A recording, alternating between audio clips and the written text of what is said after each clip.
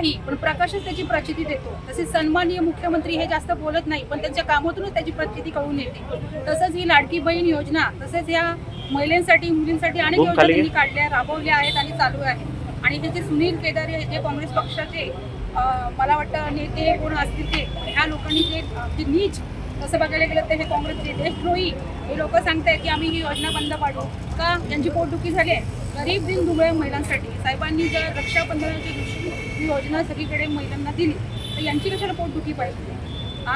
हे चमचे घेऊन, सोन्याचे चमचे घेऊन फायदा झालेले आहे।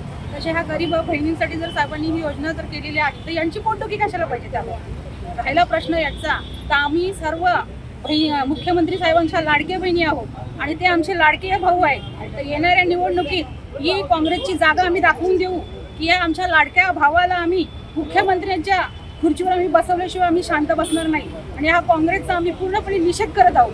की राज्य सरकार महिलांच्या सक्षमीकरणासाठी किती झटत आणि किती योजना त्यांनी आजपर्यंत आपल्याला सुरू केलेल्या आहेत।